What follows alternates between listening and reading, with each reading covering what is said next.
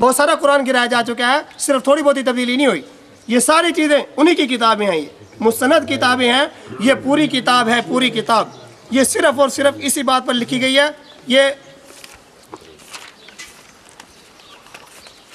یہ 398 صفحے کی کتاب ہے، یعنی 400 صفحے کی کتاب ہے، جس کے اندر صرف یہی ثابت کیا گیا کہ یہ قرآن وہ قرآن نہیں ہے جو آپ علیہ السلام پر اترا تھا.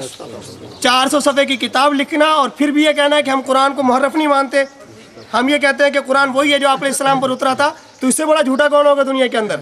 یہ 400 صفحے کی کتاب ہے جو صرف اور صرف اسی لیے لکھی گئی ہے کہ اس کے اندر انہوں نے وہ حدیثیں نقل کی ہیں ساری اور دلائل کا انبار لگایا ہے. صرف یہ نہیں کہ دلائل دیے، آپ جانتے ہیں کہ 400 صفحے ہیں آخر، تو 400 صفحے کے اندر اس نے دلائل کا انبار لگایا ہے، اس نے ثابت کیا ہے کہ یہ وہ قرآن نہیں ہے کہ جو آپ علیہ السلام پر اترا تھا. وہ قرآن واقعی غار کے اندر ہے، وہ قرآن یہ قرآن نہیں ہے وہ جو آپ علیہ السلام پر اترا تھا. 400 صفحے کی کتاب ہے، یہ صرف اور صرف یہی ثابت کیا اس کے اندر. یہ فصل خطاب، ہاں جی ٹائٹل اندر کھول دیجیے. یہ دیکھیں فصل خطاب یہ لکھا ہوا ہے، یہ فصل خطاب.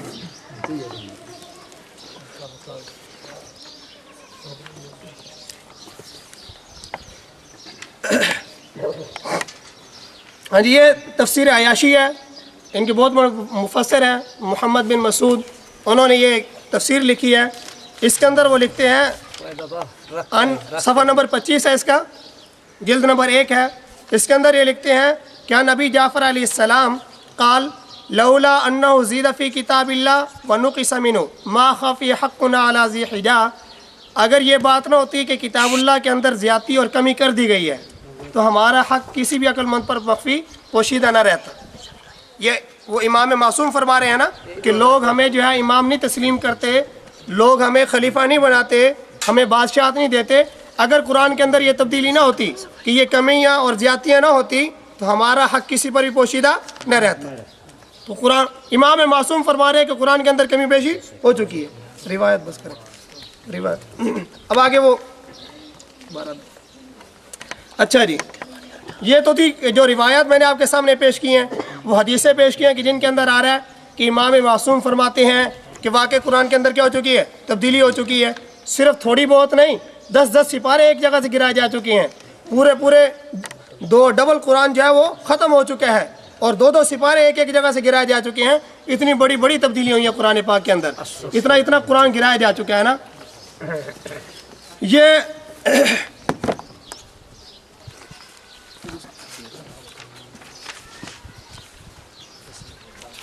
یہ وہی فصل خطاب ہے، اس کا صفحہ نمبر ہے 251. صفحہ نمبر 251 پہ لکھتا ہے قال السید نعمت اللہ الجزائری فی بعض مؤلفاتہ کما حکی عنہ ان الاخبار الدالہ علی ذلک تزید علی 1000 حدیث. کہ میں اب ایک حدیث نقل کروں تو ظاہر ہے کہ ایک لمبا ٹائم چاہیے نا، ایک حدیث کو نقل کروں تو ایک لمبا ٹائم چاہیے. تو میں آپ کو صرف وہ حوالہ دے رہا ہوں کہ جہاں وہ یہ لکھتے ہیں کہ یہ سید نعمت اللہ الجزائری اپنی جو ہے کتابوں کے اندر لکھتے ہیں کہ ان الاخبار الدالہ علی ذلک تزید علی 1000 حدیث، کہ جو حدیثیں تحریف قرآن پر دلالت کرتی ہیں، جن حدیثوں سے پتہ چلتا ہے کہ قرآن پاک کے اندر کیا ہو چکی ہے، تحریف ہو چکی ہے، وہ کتنی ہے؟ 2000 سے زیادہ. تزید علی 1000 حدیث 2000 سے زیادہ ہے، تھوڑی بہت نہیں. ان کا ایک بہت مستند عالم لکھ رہا ہے یہ بات کہ صفحہ نمبر یہ 251 ہے، اس کے اوپر واضح طور پر لکھ رہا ہے کہ 2000 سے زیادہ حدیثیں ہیں. 2000 سے زیادہ حدیثیں قرآن پاک کے تبدیل ہونے پر، اور ابھی کہیں کہ ہم قرآن کو مانتے ہیں. اس کا نام ماننا ہے تو پھر ہندو نے کیا قصور کیا ہے؟ ہندو، یہودی، عیسائی کیا قصور کیا اس نے کہ وہ اگر کہے کہ میں یہ قرآن وہ صحیح نہیں ہے تو وہ تو ہو جائے کافر، اور اگر یہ کہیں کہ تبدیلی ہو چکی ہے یہ رہے مسلمان. اچھا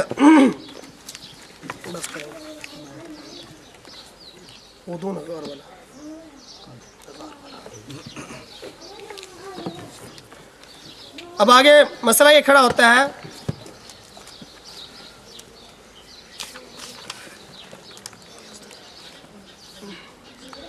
کہ جب یہ قرآن پاک کے اندر تبدیلی ہو چکی ہے، قرآن پاک کے اندر تبدیلی ہو چکی ہے تو پڑھتے کیوں ہیں یہ لوگ؟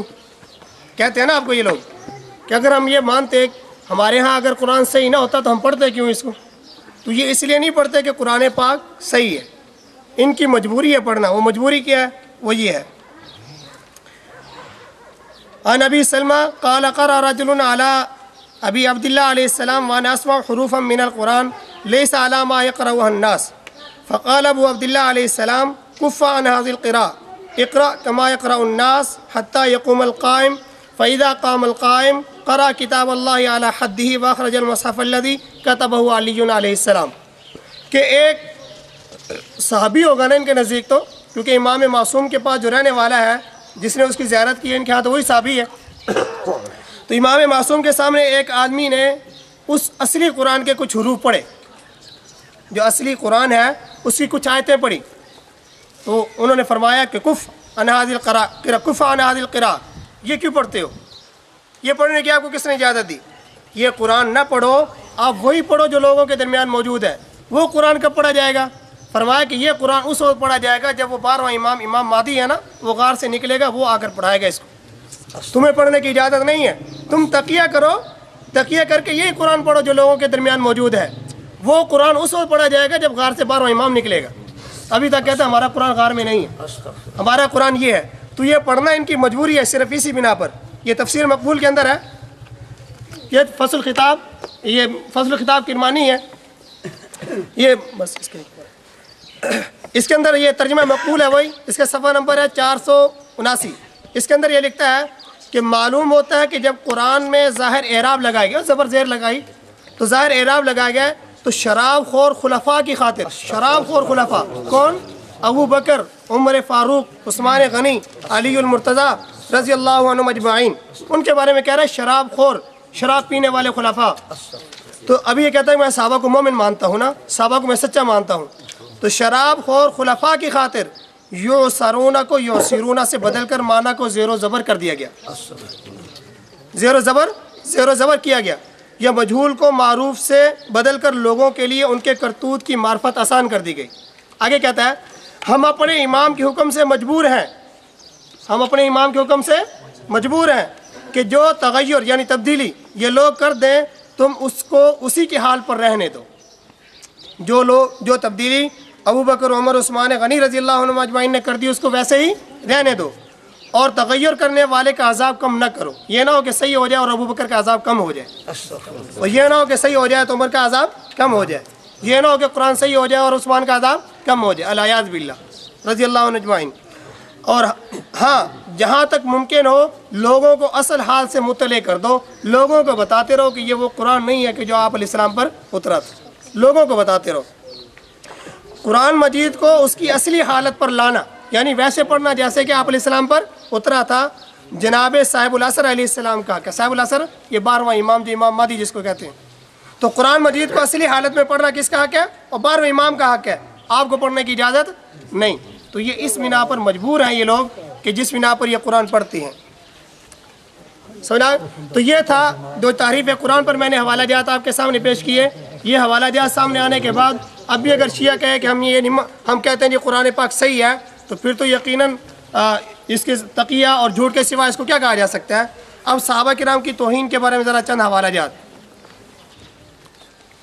ہاں جی، یہ کہ در تقریب المعارف، میں اس کا ترجمہ کر دیتا ہوں. یہ کتاب ہے حق الیقین، ملا باقر مجلسی کی لکھی ہوئی ہے. اس کے صفحہ نمبر 522 پر یہ لکھتا ہے کہ تقریب المعارف ایک کتاب کا نام ہے. اس کے اندر آیا ہے کہ حضرت علی بن حسین رضی اللہ تعالیٰ عنہ، ان کے ایک آزاد کردہ غلام سے انہوں نے حضرت علی بن حسین سے پوچھا کہ میرا آپ پر حق خدمت ہے، مجھے آپ ابو بکر عمر کے حال کے بارے میں خبر دیں کہ ابو بکر عمر کا کیا حال ہے. تو حضرت نے فرمایا کہ ہر دو کافر بودن، دونوں کافر ہیں. اور پھر یہ نہیں کہ وہ صرف وہ دونوں کافر ہیں، وہ ہر کے انشارہ دوست دارت کافر اس، کہ جو بھی ان کو دوست رکھتا ہے وہ بھی کافر ہے. کیا آپ سارے دوست نہیں رکھتے ان کو؟ تو وہ تو آپ کو بھی کافر کہتا پھر رہا ہے. یہ کہتا ہے کہ ہم صحابہ کو جو مومن مانتے ہیں، یہ تو آپ کو بھی کافر کہہ رہا ہے، آپ کو بھی نہیں چھوڑتا. یہ تو وہ کہتا ہے کہ یہ خود بھی کافر اور ان کو دوست رکھنے والے وہ بھی کافر. شیعہ سے ذرا ایک سوال کرو نا کہ ہم تو دوست رکھتے ہیں تو تب کافر ہو گئے، جنہوں نے قبر میں ساتھ سلایا ہوا ان کے بارے میں کیا حکم ہوگا؟ آپ علیہ السلام نے ساتھ نہیں سلایا ہوا، ان کے بارے میں کیا حکم ہوگا؟ تم تو دوستی کی بات کرتے ہو. جی ہاں، تفسیر عیاشی میں یہ بھی وہی ترجمہ مقبول ہے، اس کا صفحہ نمبر 134 ہے۔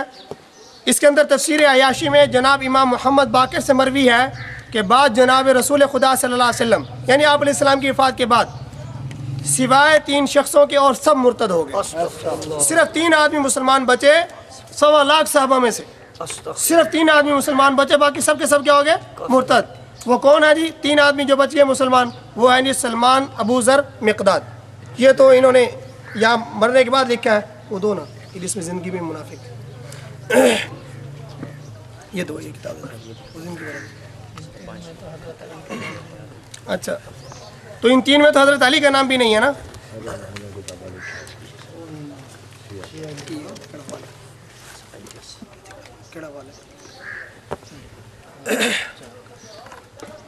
ہاں جی یہ حق الیقین ہے، یہ بھی صفحہ نمبر اس کا 519 ہے۔ اس کے اندر وہ لکھتا ہے ظالم کہ 4 آدمی ابو بکر، عمر، عثمان اور معاویہ، اور 4 ہی عورتیں عائشہ، حفصہ، ہند اور ام الحکم وَأَز جَمِيعِ اشیاء وَاتْبَاعِ عیشہ وآنکِ عیشہ بدترین خلق خدایان، یہ خود بھی اور ان کی اتباع کرنے والے سارے کے سارے مخلوق میں سے بدترین لوگ ہیں، یہ مخلوق میں سے بدترین لوگ ہیں۔ یہ تو تھا، میں نے 2 حوالے آپ کے سامنے پیش کر دیے، اور تو کتابیں ان کی ساری گن سے بھری پڑی ہیں، جن کے اندر یہ کہتے ہیں کبھی کہ ابو بکر عمر رضی اللہ تعالیٰ جہنمی ہیں، کبھی کہتے ہیں کہ جہنم کے 7ویں طبقے میں ہیں، شیطان سے پہلے جہنم میں گئے ہوئے ہیں، بڑی بڑی انہوں نے بکواسات کی ہوئی ہیں نا۔ چلے ان کتابوں کے اندر تو یہ ہے، وہ کہتے ہیں کہ مرنے کے بعد مرتد ہو گئے تھے اعوذ باللہ۔ یہ کتاب ہے الانوار النعمانیہ، سید نعمت اللہ جزائری محدث ہے، ان کا بہت بڑا محدث، اس کی کتاب ہے، صفحہ نمبر 81 جلد نمبر 1، اس پہ لکھتا ہے فَإِنَّ أَغْلَبَ الصَّحَابَةِ كَانُوا عَلَى النِّفَاقِ لَكِنْ كَانَتْ نَارُ نِفَاقِهِمْ كَامِنَةٌ فِي زَمَنِهِ فَلَمَّا انتقل إلى جوار ربه تقيا فلما انتقل إلى جوار ربه برزت نار نفاقهم لوسيه ورجع القهقري ولذا قال عليه السلام ارتد الناس كلهم بعد النبي صلى الله عليه وسلم إلا 4 سلمان وابو ذر والمقداد وعمار وهذا مما لا اشکال فيه۔ کیا کہتے جی اکثر صحابہ یہ منافق ہی تھے، آپ علیہ السلام کے دور میں بھی منافق تھے، ظاہری طور پر کلمہ پڑھا تھا، اندر سے یہ منافق تھے یہ لوگ۔ ہاں لیکن کانت نار نفاقم کامنۃ فی زمانی، آپ کے زمانے میں ان کی منافقت کی آگ ذرا دبی ہوئی تھی، چھپی ہوئی تھی۔ فلما انتقل الی جوار ربہ، جو ہی آپ علیہ السلام دنیا سے رخصت ہوئے، اللہ تعالیٰ کے پاس تشریف لے گئے، تو برزت نار نفاقم لی وسیع، تو وسیع کے سامنے آنے کی دیر تھی، اب منافقت کی آگ سامنے آ گئی، اب سامنے آ گیا ان کا نفاق۔ ورجع القہقری، دوبارہ مرتد ہو گئے، واپس لوٹ گئے یہ لوگ سارے، جیسے پہلے کافر تھے ویسے کافر ہو گئے۔ اسی وجہ سے حضرت علی نے فرمایا ارتد الناس کلهم بعد النبی الا 4، آپ علیہ السلام کے بعد 4 کے علاوہ سارے مرتد ہو گئے تھے، آپ علیہ السلام کے بعد، ان میں حضرت علی بھی آگے 4 میں، تو 4 کے بعد سارے کیا ہو گئے تھے؟ مرتد ہو گئے۔ یہ ہے الانوار النعمانیہ، کہ جو یہ کہتا ہے کہ زندگی میں بھی منافق تھے، بعد میں تو دور کی بات ہے، اور یہ کہتے ہیں کہ ہم صحابہ کرام کے ایمان کو ثابت کریں گے، ہم صحابہ کرام کو مومن سمجھتے ہیں۔ اگلی بات، تیسری بات، چوتھی بات یہ ہماری تقیہ کے بارے میں، کہ یہ لوگ کہتے ہیں کہ ہم تقیہ نہیں کرتے، ہمارے اوپر الزام ہے، حالانکہ آپ کے سامنے تحریر کر کے تقیہ کر کے چلا گیا، وہ تحریر میں تقیہ کیا نہیں کیا اس نے آپ کے سامنے، تو آپ کے سامنے تحریر میں بھی تقیہ کر کے چلا گیا، تو تحریر میں بھی تقیہ کر کے چلا گیا۔ تقیہ ان کے بہت بڑی عبادت ہے۔ تقیہ کا آپ اندازہ یہاں سے لگائیں، یہ کہتے ہیں قال علی عن ابی عمر العجمی عن ابی عمر العجمی قال قال لی ابو عبداللہ علیہ السلام یا ابا عمر ان 19 الدین فی التقیہ ولا دین لمن لا تقیۃ لہ والتقیۃ فی کل شیء الی آخری۔ یہ اصول کافی ہے، ایک منٹ، یہ اصول کافی ہے، یہ وہ کتاب ہے کہ جو امام معصوم کے سامنے غار کے اندر پیش ہوئی تھی۔ 12واں امام جو غار کے اندر چھپا ہوا ہے نا، پتہ نہیں کب نکلے گا، وہ قیامت کے بعد ہی شاید آئے، تو 12واں امام جو غار کے اندر چھپا ہوا ہے، یہ کتاب اس کے سامنے پیش ہوئی تھی، اس نے یہ کہا تھا کہ ھذا کافٍ لشیعتنا، یہ کتاب ہمارے شیعوں کے لیے کافی ہے، اس لیے اس کتاب کا نام بھی رکھا گیا الجامع الکافی۔ تو امام کے سامنے پیش ہونے والی کتاب ہے اور امام نے اس کی تصدیق کی ہے کتاب کی کہ واقعی صحیح کتاب ہے اور ہمارے شیعوں کے لیے کافی ہے۔ اس کے اندر امام کیا فرماتے ہیں؟ ابو عمر العجمی کہتے ہیں کہ مجھے ابو عبداللہ علیہ السلام نے فرمایا، ابو عبداللہ امام جعفر صادق جن کے نام کے کنڈے کرتے ہیں نا لوگ، تو امام جعفر صادق کے نام کے کنڈے کھاتے ہیں نا 21 رجب کو، تو بہرحال انہوں نے یہ فرمایا یا ابا عمر، اے ابو عمر، انتی سطح اشار الدین کی تقیہ، کہ دین کے 9 حصے تقیے میں ہیں، ایک نہیں 2 نہیں 9 حصے دین کس کے اندر چھپا ہوا ہے؟ تقیے میں، صرف ایک حصہ باہر ہے، وہ صرف ہم نے آپ کو شیعہ کہلا دینا، ورنہ باقی شیعہ کی جتنی بھی چیزیں ہیں ساری تقیے میں چھپائی ہیں انہوں نے۔ تو کہتے ہیں 9 حصے دین تقیے میں ہے، صرف یہ نہیں کہ تقیہ کرنا جائز ہے، 9 حصے دین کس میں ہے؟ تقیے میں۔ آگے فرمایا کہ لا دین لمن لا تقیۃ لہ، وہ جو تقیہ نہ کرے مومن ہی نہیں ہو سکتا ہے وہ، یہ کہتا ہے میں تقیہ کو مانتا نہیں، لا دین لمن لا تقیۃ لہ، جو تقیہ نہیں کرتا اس کا دین ہی نہیں ہے۔ تقیہ وہی کہ اندر کچھ باہر کچھ، جیسے اندر تو یہ تھا کہ یہ قرآن کو نہیں مانتا لیکن آپ کو کیا کر چلا گیا کہ میں قرآن مانتا ہوں۔ منافقت جس کو کہتے ہیں، جیسے ابھی مولانا الیاس صاحب نے تشریح کی، اس کی وضاحت کی تھی کہ تقیہ یہی ہے کہ جھوٹ بولنا، اندر کچھ رکھنا باہر کچھ کہنا۔ منافقت جس کو کہتے ہیں لا دین لمن لا تقیۃ لہ، جو یہ منافقت نہ کرے وہ مومن ہی نہیں ہے۔ ہم تو کہتے ہیں منافقت اور ایمان جمع نہیں ہوتے ہیں، یہ کہتا ہے کہ جو منافقت نہ کرے وہ مومن ہی نہیں۔ اچھا جی، اب تقیہ چھوٹی موٹی چیز نہیں، دیکھیں ایک اور حدیث ہے، یہ میرے ہاتھ میں فصل خطاب کرمانی، اس کا صفحہ نمبر ہے 43، اس کے اندر قال رضا علیہ السلام فی حدیث ان اکرمکم عند اللہ اعملکم بالتقیہ، اللہ تعالیٰ کے ہاں بڑا مرتبہ اسی کا ہے جو سب سے زیادہ تقیہ کرتا ہے۔ تقیہ چھوٹی موٹی عبادت نہیں، ہمارے ہاں تو ہے نا کہ ان اکرمکم عند اللہ اتقاکم، اللہ تعالیٰ کے ہاں بڑا مرتبہ اس کا ہے کہ جو متقی ہے، متقی ہر قسم کا گناہ چھوڑ دے۔ ان کے ہاں کیا ہے جی؟ امام معصوم فرما رہے ہیں، عام آدمی نہیں، امام معصوم فرما رہے ہیں قال رضا علیہ السلام فی حدیث ان اکرمکم عند اللہ اعملکم بالتقیہ، کہ تمہارے ہاں تم میں سے بڑا مرتبہ اللہ تعالیٰ کے ہاں اس کا ہے جو تقیہ پر کیا کرے گا؟ عمل کرے گا، جھوٹ بولے گا، جو منافقت کرے گا وہ اللہ تعالیٰ کے ہاں بڑا مقام پائے گا۔ قال قیل یا ابن رسول اللہ الی متی؟ قال الی یوم القیامہ فمن ترک التقیہ قبل خروج قائمین فلیس منا۔ انہیں پوچھا کہ حضرت کب تک ہوگا یہ تقیہ؟ فرمانے لگے قیامت تک۔ کب تک ہوگا یہ تقیہ؟ الی متی؟ قال الی قیام القیامہ، نہیں قیامت تک نہیں، جب تک باہر وہ امام نہیں نکلتا ہے۔ غار کے اندر ہے نا 2.5 فٹ کی غار اور اس کے اندر 10 فٹ کا آدمی بڑا ہوا ہے، اور راہ کے اندر چلے جائیں وہ غار دیکھ لیں جا کر، اس کے اندر بلی بھی نہیں جا سکتی جہاں امام معصوم داخل ہوا ہے، اس کے اندر چھپا ہوا ہے اور وہ نکلے گا امام معصوم۔ تو کہتا ہے کہ تقیہ اس وقت تک ہوگا، اس سے پہلے جس نے تقیہ چھوڑ دیا فلیس منا، ہم میں سے ہے ہی نہیں ہے، وہ شیعہ ہی نہیں ہے۔ آگے کیا فرماتے ہیں؟ آگے بھی سننے کی چیز ہے نا، اقول فی الفقہ الرضوی رویہ تارک التقیۃ کافرن، کہ جو تقیہ چھوڑ دے گا وہ تو ہے ہی کافر، اور یہ کہ میں تقیہ کو مانتا نہیں۔ ان کے ہاں تو تقیہ دین کی بڑی بنیادی چیز ہے، جو اس کا انکار کرے گا وہ کافر ہو جائے گا۔ تو یہ تقیہ کے تو ان کے ہاں بڑا ایک مقام حاصل ہے۔ وہ خمینی والی کتاب، یہ خمینی جو آج کے دور کا ان کا بڑا ہیرو ہے، جس نے ایران کے اندر انقلاب برپا کیا ہے، یہ اس کے تقریریں ہیں جو چھپی ہیں، رسالہ نوی جلد نمبر 1 ہے اس کی، اس کے اندر خمینی تقیہ کی فضیلت بیان کر رہا ہے۔ کیا؟ من صلی معهم فی الصف الاول کمن صلی خلف رسول اللہ صلی اللہ علیہ وسلم فی الصف الاول، کہ جو آدمی تقیہ کر کے اہل سنت والجماعت کے پیچھے پہلی صف میں نماز پڑھتا ہے وہ ایسے ہی ہے جیسے اس نے رسول اللہ صلی اللہ علیہ وسلم کے پیچھے پہلی صف میں نماز پڑھی۔ تو تقیہ تو ان کی اتنی بڑی عبادت ہے، یہ منافقت تو ان کی اتنی بڑی عبادت ہے، یہ آپ کے پیچھے نماز پڑھ لیتے ہیں آ کر، آپ کہتے ہیں دیکھو جی ہمارے پیچھے نماز پڑھتے ہیں تو ہمیں کیسے کافر کہہ سکتے ہیں لوگ؟ وہ آپ کو کافر بھی کہتے ہیں اور ثواب بھی کماتے ہیں وہ لوگ، وہ کہتے ہیں یہ کافر بھی ہیں اور ان تقیہ کرنے کی وجہ سے ہم ثواب بھی کماتے ہیں۔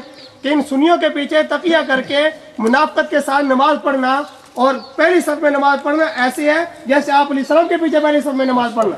تو ابھی تک کہا جاتا ہے ہم تقیہ کو مانتے ہی نہیں ہیں، ہمارے اوپر الزام ہے بس۔ تو یہ سارے عنوان مختصر طور پر آپ کے سامنے آ گئے، یہ سارے عنوان آپ کے سامنے مختصر طور پر آپ کے سامنے آ گئے۔ دلائل تو سارے تب سامنے آتے کہ جب کوئی شیعہ سامنے آتا. انشاءاللہ نہ شیعہ سامنے آیا ہے نہ ہی آئے گا کبھی. اپنی کتابوں سے، ان کی کتابوں سے انشاءاللہ ان کا کفر ثابت ہوگا. ثابت کریں گے کہ یہ دنیا کا بدترین کافر ہے. یاد شیعہ کائنات کا بدترین کافر ہے. ان کی کتابوں سے ثابت کیا جائے گا انشاءاللہ کہ مسلمان ہو کر. ابن تیمیہ رحمۃ اللہ علیہ نے بڑی خوب بات بیان کی. کہنے لگے کہ یہود اور نصارہ سے بھی بڑے کافر ہیں یہ لوگ. کیسے؟ یہود اور عیسائی ان سے بڑے کافر ہیں یہ لوگ. کہنے لگے کیسے؟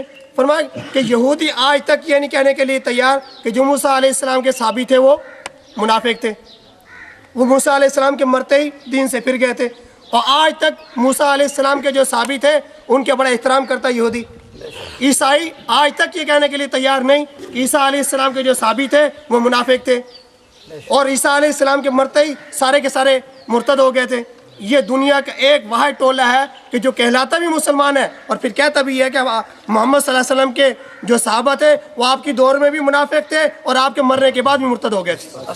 یہ ایک دنیا کے اندر ایسا ٹولہ پایا جاتا ہے. ورنہ ہر مذہب اپنے مذہب کی محترم شخصیات کا احترام کرتا ہے. وہ اپنے مذہب کی محترم شخصیات کا بڑا احترام کرتا ہے. وہ مذہبی شخصیات کو بڑا مقام دیتا ہے. یہ بدترین کافر ایسا ہے کہ جو صحابہ پر، محمد صلی اللہ علیہ وسلم کے صحابہ پر اپنی زبان صاف کرتا ہے، اپنا ایمان صاف کرتا ہے ان پر. یہ تو نہیں کہ آپ کے بارے میں بھی یہ صحابہ سے کم نظریہ نہیں رکھتے یہ لوگ. مسلمان تو میں نے بتا دیا کہ آپ کو کتنا جانتے ہیں یہ لوگ. وہ تو آپ کو کافر ہی کہتے ہیں. ذرا ایک حوالہ ویسے ہی موضوع سے ہٹ کر ویسے دے رہا ہوں کہ نبی جعفر علیہ السلام قال قلت له ان بعض اصحابنا يفترون ويقذفون من خالفهم فقال لي الكف عنهم اجمل ثم قال والله يا ابا حمزه ان الناس كلهم اولاد بغايا ما خلا شيعتنا. کہ ابو جعفر علیہ السلام نے فرمایا، ابو حمزہ کہتے ہیں کہ میں نے ابو جعفر سے کہا ان بعض اصحابنا، ہمارے بعض ساتھی جو ہیں وہ اپنے مخالفین پر جھوٹ بولتے ہیں. جیسے یہ بولتے ہیں شیعہ جو ہے اپنے مخالفین پر کیا کرتا ہے؟ جھوٹ بولتا ہے نا. ہمارے اوپر سارا جھوٹ نہیں بولتا رہتا یہ. فقال علی الکف عنہم اجمل، کہ بہتر یہ ہے کہ نہ کرنا چاہیے. ایسا بہتر ہے کہ کرنا نہیں چاہیے. جھوٹ بول چھوڑ دینا بہتر ہے. ورنہ بولنے تو امام معصوم کہتا ہے جائز ہے. جھوٹ کو چھوڑ دینا یہ بہتر ہے صرف ان کے نزدیک. ورنہ جھوٹ بولے تو ان کے نزدیک جائز. اور جھوٹ بولنا ہی حرام ہے. ہمارے ہاں تو یہ ہے نا فنجعل لعنت اللہ علی الکاذبین، جھوٹے پر تو اللہ تعالیٰ کی لعنت ہے. اور یہ کہتے ہیں رک جانا بہتر ہے، ورنہ کر لیں تو پھر بھی کوئی خیر ہے، کوئی مسئلہ نہیں. اچھا بہرحال یہ تو ہے ان کا مذہب. آگے یہ کہتے ہیں امام جعفر صادق فرماتے ہیں، کہنے لگے واللہ یا ابا حمزہ، دوسروں کے بارے میں جھوٹ بولنا جائز ہے. کیوں؟ کہنے لگے اللہ کی قسم ہے ابو حمزہ ان الناس کلهم اولاد بغایا ما خلا شیعتنا، اور شیعہ کے علاوہ سارے کے سارے ہی حرامی ہیں. یہ تو آپ کو مسلمان تو کیا آپ کو تو حلالی ماننے کے لیے تیار نہیں ہے. اور ہم ابھی تک ان کے بارے میں یہ نرم پالیسی، یہ نرم رویہ کہ نہیں ان کو کافر نہیں کہنا چاہیے، اس سے فرقہ واریت پھیلتی ہے، اس سے یہ نقصان ہوتے ہیں. آپ کو تو یہ حلالی ماننے کے لیے تیار نہیں ہے. کتنا واضح طور پر فرمایا کہ ان الناس کلهم اولاد بغایا ما خلا شیعتنا. یہ الروضۃ کا وہی اصول کافی، وہ اصول کافی جو میں نے ابھی آپ کو بتایا کہ جو غار کے اندر امام معصوم کے سامنے پیش ہوئی، انہوں نے فرمایا کہ ھذا کافٍ لشیعتنا، ہمارے شیعوں کے لیے یہ کافی ہے. وہ کہتے ہیں کہ ان الناس کلهم اولاد بغایا، کہ سارے کے سارے اولاد جو ہے سارے کے سارے لوگ کیا ہیں؟ الیاذ باللہ حرامی ہیں سوائے شیعوں کے. اور جو موتے سے پیدا ہوتا ہے جس کے باپ کا پتہ نہیں وہ حلالی بن گیا، اور جو سنی ہے جن کا نسب بھی محفوظ ہوتا ہے وہ حرامی بن گیا. بہرحال یہ مختصر طور پر آپ کے سامنے حوالے پیش آ گئے. اس سے آپ کے سامنے صرف یہ بتانا تھا مختصر کتاب کہ آپ دیکھ لیں، ان کی کتابیں آپ کے سامنے ہیں، حوالے آپ کے سامنے ہیں. فیصلہ آپ خود کر لیں کہ جو کلمہ جن کا قرآن سے ثابت نہیں، قرآن پاک کے بارے میں وہ کہتے ہیں کہ تحریف ہو چکی ہے، صحابہ کے بارے میں وہ بد زبانی کرتے ہیں، تقیہ جن منافقت جن کے ایمان کا جز ہے، اس کے باوجود بھی اگر مسلمان رہتا ہے انسان تو پھر کافر بننے کے لیے پتہ نہیں کیا چاہیے. شادی غمی پہ شیعہ کو بلائیں، شادی غمی پہ جو شیعہ کو بلائیں. ظاہر ہے جی، ایک ہے کافر جو اہل کتاب میں سے ہے، یہودی ہے، عیسائی ہے، اس کا حکم اور ہوتا ہے. اس کافر کے ساتھ تو یہ کہ معاملات کرنا صحیح ہے، دلی دوستی تو ان کے ساتھ بھی صحیح نہیں ہے، لیکن ان کے ساتھ معاملات کرنا پھر بھی صحیح ہے. لیکن یہ کافر نہیں، مرتد ہیں یہ لوگ. اور مرتد کے ساتھ کسی قسم کی نرم رویہ، کسی قسم کا تعلق تجارتی ہو یا لین دین کا ہو، رشتہ داری کا ہو، نکاح اور قسم کے دوسرے قسم کے معاملات کا ہو، مرتد کے بارے میں کسی بھی طرح کا رویہ اختیار کرنا جائز نہیں. ان کے ساتھ کوئی معاملہ جائز نہیں.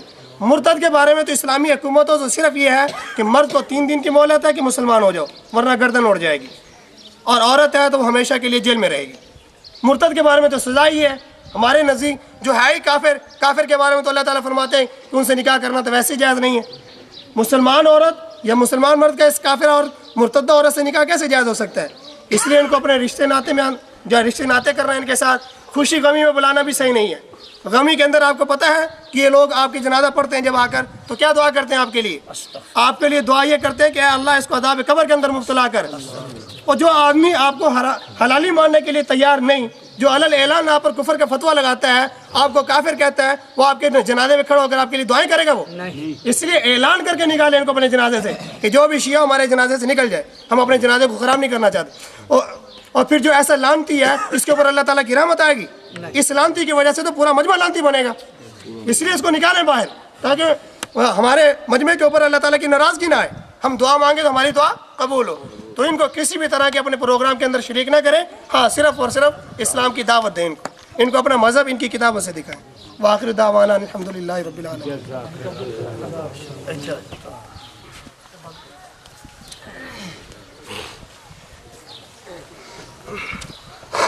آپ حضرات نے کسی قدر تفصیل کے ساتھ دلائل کا ملاحظہ فرما لیا ہے، اللہ ہم سب کو حق سمجھنے کی توفیق عطا فرمائے۔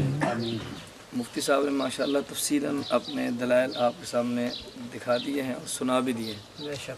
ایک حوالہ میں آپ کے سامنے رکھنے لگا ہوں، ایک بات آپ کو سمجھانے کے لیے، جیسے مفتی صاحب فرما رہے تھے، دنیا میں یہ شیعہ اتنا گندا مذہب ہے، اللہ تعالیٰ حفاظت فرمائے۔ ہم سب زنا کو حرام کہتے ہیں، شیعہ زنا کا نام زنا نہیں رکھتا بلکہ متعہ رکھتا ہے۔ یہ زنا کے بھی حلال ہونے کا قائل ہے، نام اس کا متعہ رکھتا ہے۔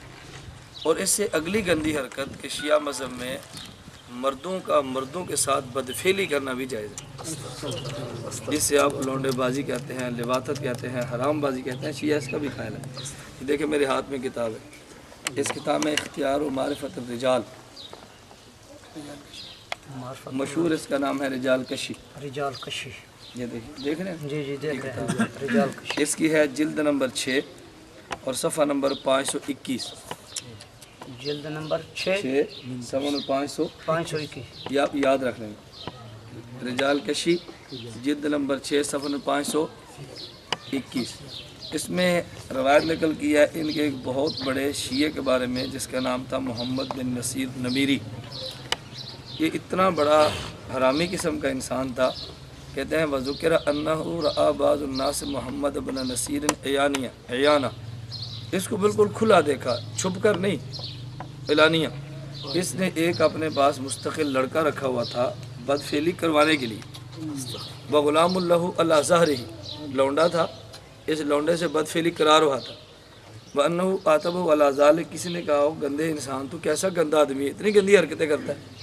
اس نے جواب دیا، کہتا ہے اِنَّ هَذَا مِنَ اللَّذَّاتِ، یہ جو کام میں کروا رہا ہوں اس سے مزہ بڑھاتا ہے، یہ جو میں کروا رہا ہوں اس سے مزہ بہت آتا ہے۔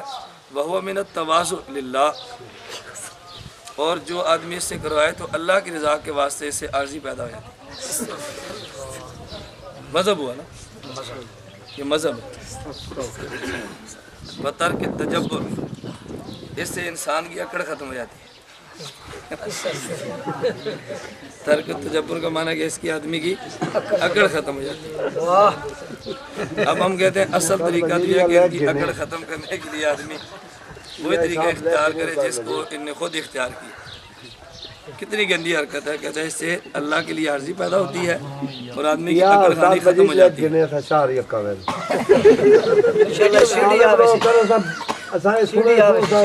بغیر قانون چلتے بات سمجھ گیا، توجہ رکھو۔ مطلب یہ کہ میں نے حوالہ آپ کے سامنے مذاق بازی کے لیے نہیں کیا، یہ مخول نہیں ہے، ہنسی مذاق نہیں ہے۔ ایک اتنا گندا فرقہ کہ جو مردوں کے ساتھ بدفعلی کرنے کو جائز کہتا ہے اور دلیلیں دو دیتا ہے۔ نمبر 1 اس سے عارضی پیدا ہوتی ہے، نمبر 2 اس سے تکبر ختم ہوتا ہے۔ اللہ حفاظت فرمائے، اللہ حفاظت فرمائے، اللہ ہم سب کی حفاظت فرمائے، دعا فرمائیں۔ یہ ہیں سنی بلاتے شیعہ کو ہیں۔ اب دیکھو بات سمجھو،